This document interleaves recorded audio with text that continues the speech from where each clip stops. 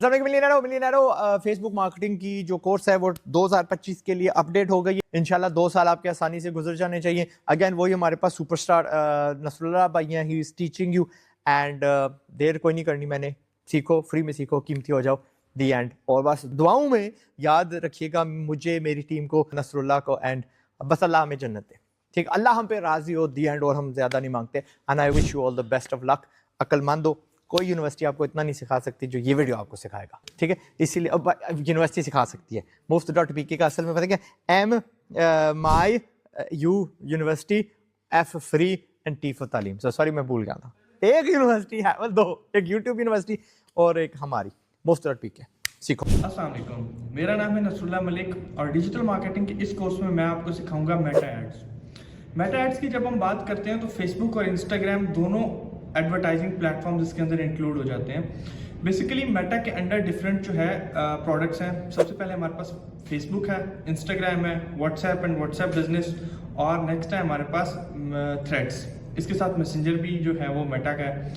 तो मेटा के जो प्लेटफॉर्म्स हमें एडवर्टाइजिंग के लिए ज़रूरत होते हैं वो 4 प्लेटफॉर्म्स हैं, फेसबुक, इंस्टाग्राम, मैसेंजर और व्हाट्सएप। थ्रेड्स के ऊपर अभी एड्स रन नहीं हो रहे, व्हाट्सएप के ऊपर एड्स रन नहीं होते, बट जो भी हमारी ट्रैफिक होती है उसको हम व्हाट्सएप पर रीडायरेक्ट करना चाहें तो इंस्टाग्राम और फेसबुक की ट्रैफिक को हम रीडायरेक्ट कर सकते हैं। इसी तरह मैसेजेस में अगर हम व्हाट्सएप यूज़ ना करना चाहें तो हम मैसेंजर भी यूज़ कर सकते हैं, या एक ऑप्शन हमारे पास ये भी होता है कि इंस्टाग्राम के एड्स को हम इंस्टाग्राम के इनबॉक्स में भी रीडायरेक्ट कर सकते हैं। इन चीज़ों को डिटेल में हम देखेंगे आगे जाके। पहले हम बात कर लेते हैं डिजिटल मार्केटिंग की। डिजिटल मार्केटिंग को अगर हम दूसरी मार्केटिंग से कंपेयर करें, फॉर एग्जांपल अगर हम कंपेयर करते हैं इसको टीवी के एड से या बिलबोर्ड से या न्यूज़पेपर वगैरह से, तो न्यूज़पेपर वगैरह तो पहली बात आजकल बिल्कुल पढ़ता ही कोई नहीं है।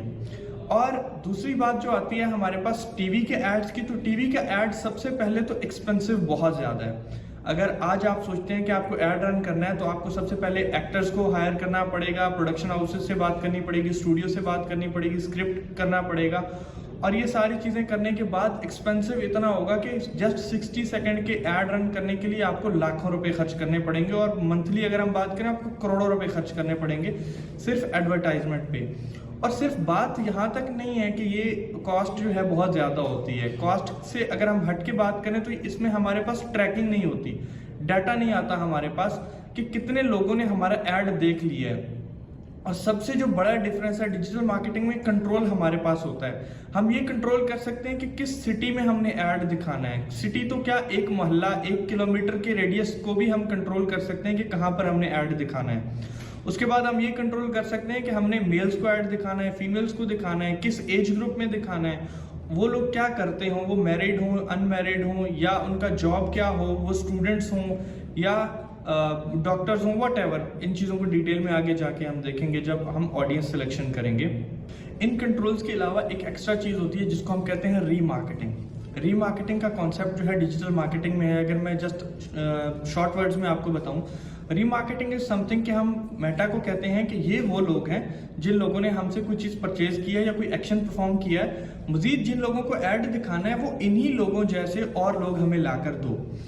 और भी बहुत सारी चीज़ें हैं जो कि डिजिटल मार्केटिंग में हम इजीली कंट्रोल कर सकते हैं। अब सिंपल सी बात है कि अगर हम डिजिटल मार्केटिंग की बात करें तो उसमें 500 रुपये में भी हम ऐड रन कर सकते हैं। 500 से भी कम, 280 रुपीज़ PKR, 280 PKR हम $1 में एक दिन का ऐड रन कर सकते हैं। और कॉस्ट की बात मैं ऑलरेडी आपको बता चुका हूँ कि कितने ज़्यादा कॉस्ट आती है।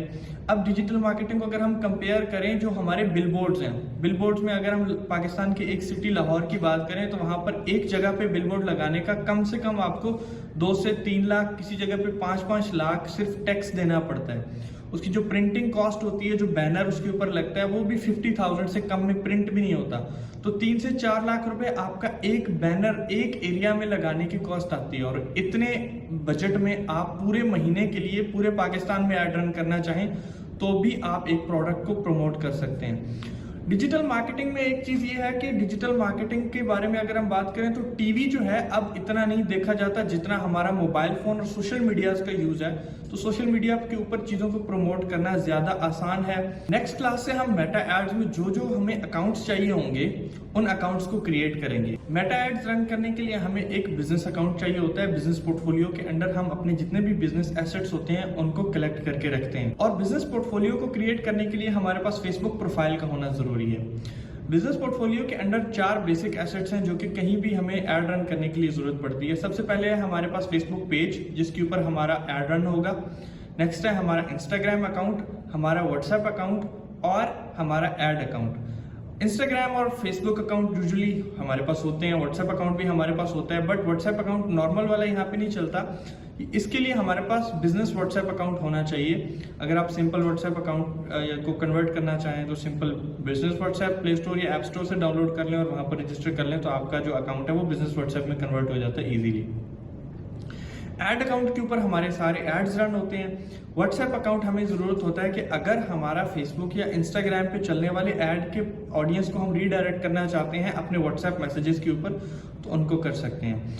बाकी ये सारे अकाउंट्स अगर आपके पास हैं तो okay, otherwise ad account, Facebook pages, इन सबको क्रिएट किस तरह किया जाता है, बिजनेस पोर्टफोलियोज को किस तरह क्रिएट किया जाता है, बिजनेस पोर्टफोलियो को किस तरह क्रिएट किया जाता है और उन सब अकाउंट्स को कनेक्ट करके किस तरह मैनेज किया जाता है, इसकी डिटेल आने वाली वीडियोस में हम देखेंगे नेक्स्ट क्लास से। Thank you.